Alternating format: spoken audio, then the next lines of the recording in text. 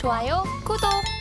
최근에 뭐 대표님께서도 뭐 고민을 많이 하셨겠지만 요즘은 뭘 사야 될지 모르겠다 이런 고민도 많습니다. 네. 저희들도 사실 뭐 반도체 섹터 아니면은 크게 지금 사실 투자해서 단기적인 관점 또는 지금 뭐 모아가도 괜찮은 관점 그런 종목들 좀 많은데 뭔가 시원하게 주가가 좀 추세 전환했다라고 확신하기에는 장이 좀 이런 부분들을 좀 잘 따라오지 못하고 있는 그런 아쉬움이 좀 있기 때문에 저는 이제 4분기 실적 관점에서에 대한 우리 접근. 그래서 지금 4분기 실적 기조가 좀 예상되고 있는 화장품 섹터.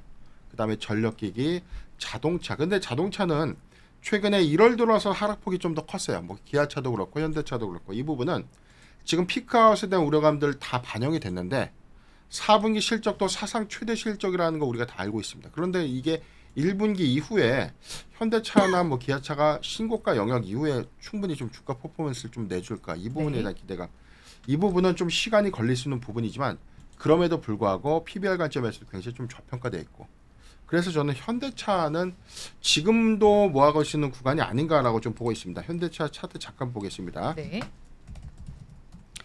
지금 보면 12월 말 기점에서에 대한 이 부분 금리 인하에 대한 기대감으로 인해서 피크 아웃에 대한 우려감이 있었음에도 불구하고 상반기 자동차 주에 대한 전반적인 어떤 재평가 이런 부분들에 대한 기대치 좀 쏟아냈고 공교롭게도 1월 이후에 주가 하락폭이 좀 더 굉장히 좀 컸었고 지금 현재 18만 원 초입까지 주가 좀 내려와 있지만 241선 미만 즉 여기 구간이죠. 한 19만 원 미만 구간은 모아가기 충분히 좋은 구간이다라고 보고 있습니다. 물론 뭐 4분기 이후에 내년도에 뭐 이 완성차 판매량을 뭐 보수적으로 좀 산정했다 그래서 0.6% 정도 증가하는 수치에서 판매량을 좀 산출했기 때문에 올해 실적도 예상보다 부진할 수 있다라는 우려감도 있지만 그럼에도 불구하고 배당 관점에서도 괜찮고 지금 우리가 너무 우려했던 부분은 금리 인하가 당장 3월이 된다는 이슈가 아니었는데 이 부분에 대한 눈높이가 커졌던 만큼 금리 인하 이후에는 현대차 금리 인하에 관련된 어떤 자동차 판매량의 변수 이 요인도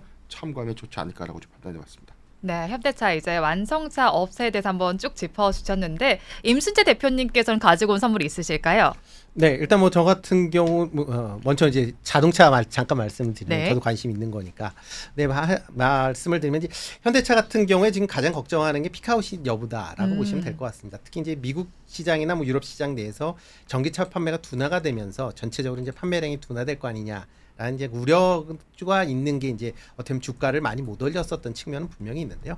그렇지만 실적을 보면 알다시피 판매 대수는 계속 증가를 하고 있고 특히 전기차의 판매는 성장성은 둔화하고 있지만 내연기관 차의 판매는 꾸준하게 이루어지고 있습니다. 특히 하이브리드 차량에 대한 판매가 지금 가장 많이 그러니까 증가세가 높게 일어나고 있는 그런 상황이거든요.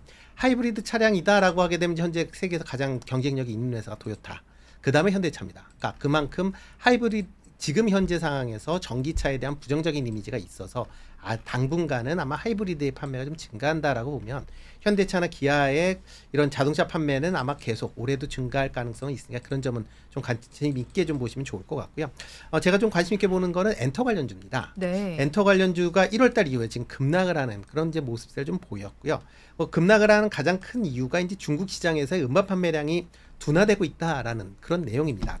뭐 그 이유 중에 하나는 과거에 이제 중국 시장에서 팬덤들, 그러니까 팬그룹의 이제 팬덤들이 그 보통 음반들을 보통 CD 같은 거를 하면 사진을 그 멤버들 한꺼번에 다 넣어주는 게 아니라 한 장 아니면 두 장밖에 안 넣어줍니다. 그러니까 이런 전 멤버의 CD, 그러니까 사진을 구하기 위해서는 그만큼의 CD를 사야 된다라는 거거든요. 그렇기 때문에 중국 내에서 음반 판매량에 과소비가 붙으면서 상대적으로 좀 판매가 많이 이루어졌는데 이런 문제가 계속 이제 중국 당국에서 이슈가 되면서 그런 부분이 상당히 좀 잦아들었습니다. 그러다 보니까 이런 요번에 이제 중국에서 음반 판매가 좀 감소되는 그런 측면이 있었습니다. 그러니까 그런 측면에서 보면 조금 단기적으로는 부정적인 영향을 미칠 수 있다라고 보지만 중장기적으로 보면 이런 음반 판매량은 뭐 그렇게 이제 과수요가 어느 정도 제거가 되면 또 안정적인 성장세가 이루어질 수 있기 때문에 그런 점으로 보면 장기적으로 좀 긍정적으로 봐야 될 것 같고요.